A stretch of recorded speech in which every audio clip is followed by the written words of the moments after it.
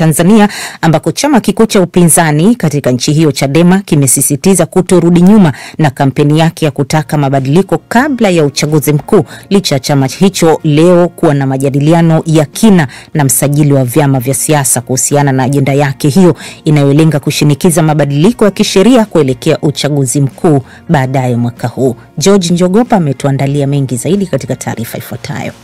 Viongozi wa Chadema waliofika leo katika ofisi ya msajili wa vyama vya siasa Jaji Francis Mutungi wameendelea kurejelea wito wa kutaka mabadiliko ya katiba na sheria ili kutoa uwanja sawa kabla ya kuingia katika mchaka wa uchaguzi mkuu uliopangwa kufanyika baadaye mwaka huu. Wakiongozwa na katibu wake mkuu John Mnyika, viongozi wa chama hicho walilazimika kufika katika ofisi za msajili wa vyama vya siasa kama sehemu ya kuitika wito iliwataka kufanya hivyo ili kujadiliana juu ya kile wanachoendelea kuhubiri kwamba bila mabadiliko hakuna uchaguzi mkuu. Licha ya majadiliano hayo yaliyodumu kwa saa kadhaa, viongozi wake wanasema wanarejea ofisini wakiwa na mtizamo ule wa bila mabadiliko watachukua jukumu la kuzuia uchaguzi mkuu kwa kutumia nguvu ya umma. Hata hivyo, John Mnyika amesema bado pande hizo mbili, Chadema na ofisi ya msajili wa vyama vya siasa, zinatambua haja ya kurejea tena katika meza majadiliano ili kutoa nafasi ya kuyachambua zaidi masuala tete yanayolalamikiwa na chama hicho. Tumekubaliana kwamba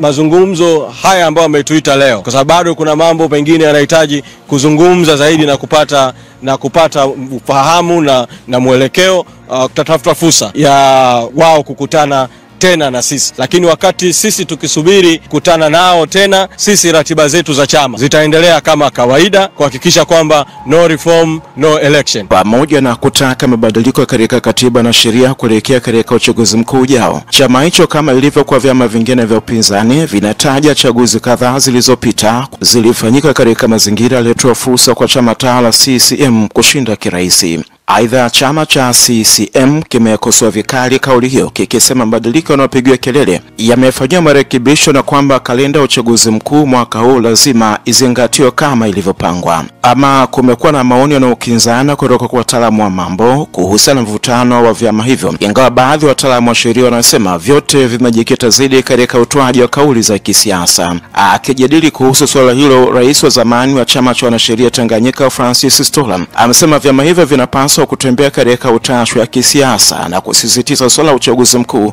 ni jambo linaloamuliwa kikatiba. Sasa turekebishe pingili zote za katiba. Tusilenge tu kwamba tutafanya reform ya uchaguzi halafu maeneo mengine ya katiba tuyasuspend. Hii ni mara ya kwanza kwa chama hicho cha upinzani na viongozi wake kuitwa mbele ya msajili wa vyama vya siasa tangu ilipoweka hadharani ajenda yake kushinikiza kutofanyika uchaguzi mkuu bila kuwa na mabadiliko ya kikatiba na sheria. Kutoka Dar es Salaam ni George Njogopa wa DW.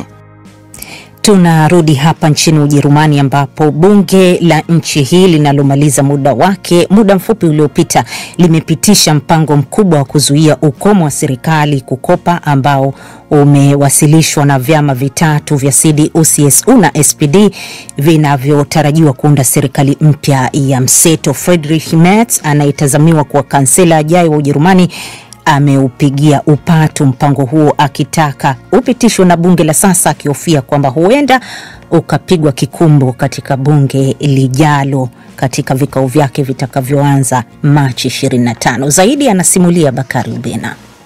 Mpango huo unaotarajiwa kupitishwa na wabunge unalenga kulegeza sheria za katiba na kuondoa ukomo wa serikali kukopa na hivyo kufufua uchumi wa Ujerumani ambao ndio mkubwa zaidi barani Ulaya. Ijumaa iliyopita, Friedrich Merz anayetarajiwa kuwa kansela ajaye wa Ujerumani alifikia makubaliano na chama cha kijani juu ya mpango huo, huku mahakama ya katiba ya Ujerumani ikitupilia mbali pingamizi jipya la vyama vya upinzani dhidi ya mpango huo. Mpango wenyewe unajumuisha kuundwa kwa mfuko maalum wa euro bilioni 500 kwa ajili ya uwekezaji kwenye miundombinu katika muda wa miaka 12, lakini pia fedha za kufadhili mipango ya kuimarisha sekta ya ulinzi wa Ujerumani na hata Ulaya. Merz amesema ikiwa mpango huo utapitishwa, kifurushi cha euro bilioni 3 kama msaada wa ziada kwa Ukraine kitatolewa kufikia Ijumaa hii. Akizungumza mbele ya wabunge, Merz amesema kuna haja ya mpango huo kupitishwa haraka kutokana na kitisho cha Urusi, akisema uvamizi wake nchini Ukraine ni vita dhidi ya Ulaya nzima, akitahadharisha pia kwamba Urusi yenye kupenda vurugu na Marekani isiyotabirika chini ya utawala wa Rais Donald Trump ni mambo yanayoweza kulidhoofisha bara la Ulaya hadi kushindwa kujitetea.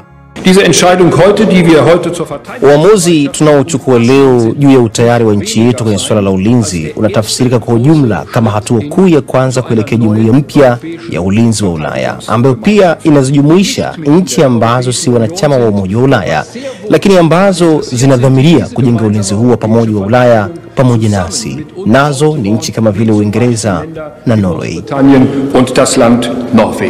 Hata hivyo, CDU, CSU, SPD na chama cha Kijani vitahitaji kura 489 ili kutimiza theluthi mbili inayohitajika, lakini hilo si tatizo kwa kuwa kwa pamoja wanazo kura 520 ambazo ni 31 zaidi ya zile zinazohitajika. Mpango huu ikiwa utapitishwa katika bunge la shirikisho la Ujerumani Bundestag, utatakiwa pia kupitishwa siku ya Ijumaa na baraza la juu la bunge la Ujerumani Bundesrat. Hata hivyo, baadhi ya wanasiasa hasa wale wa upinzani wanaupinga mpango huo wakisema utaitwika Ujerumani mzigo mkubwa wa madeni. Babu Abdallah, karibu sana huko mitandaoni. Pita zako zina kuonesha kuna mambo gani? Kuna mambo mengi, lakini Saumu, unakumbuka zile taarifa za hivi juzi kuhusu kuachishwa kazi kwa wafanyikazi wa Sauti ya Amerika VOA pamoja na vyombo vingine vya habari vinavyofadhiliwa na serikali ya Marekani. Bila shaka unaikumbuka taarifa hiyo. Naam, sasa leo kwa mujibu wa shirika la habari la Marekani CNN, viongozi wa mashirika hayo ya habari wametoa agizo la kuendelea kupeperusha matangazo na kupuuza agizo la utawala wa Trump. Sasa viongozi hao wanaamini kwamba hatua ya kuachishwa kazi kwa wafanyikazi wa mashirika hayo ya habari ilifanyika kinyume cha sheria. Naam, sasa siku ya Jumapili Rais Trump alitia saini amri ya kulifunga shirika la habari la Sauti ya Amerika na kulishtumu kuliita mpinga Trump kwenye mabano. Naam, sasa kwa hiyo watu wanasemaje? Taarifa hiyo bila shaka ni kubwa kwa waandishi wenyewe wa habari na watangazaji, bila shaka, sio? Bila shaka, Saumu. Kwa mfano, huyu anajiita Charo Jeff anasema unapomgusa mwandishi wa habari ni kama kuzima taa kwenye kiza. Hii ni vita dhidi ya demokrasia. Lakini mwingine anayejiita Damas Silvanas anasema kwa hivyo Trump hataki kukosolewa? Anauliza. Ndo inavyoonyesha kila anakosoa lazima hapa tuna rungu. Trump alitia saini amri ya kulifunga shirika la habari la Sauti ya Amerika na kulishtumu kuliita mpinga Trump kwenye mabano. Naam, sasa kwa hiyo watu wanasemaje? Taarifa hiyo bila shaka ni kubwa kwa waandishi wenyewe wa habari na watangazaji, bila shaka, sio? Bila shaka, Saumu. Kwa mfano, huyu anajiita Charo Jeff anasema unapomgusa mwandishi wa habari ni kama kuzima taa kwenye kiza. Hii ni vita dhidi ya demokrasia. Lakini mwingine anayejiita Damas Silvanas anasema kwa hivyo Trump hataki kukosolewa? Anauliza. Ndo inavyoonyesha kila anakosoa lazima hapa tuna rungu.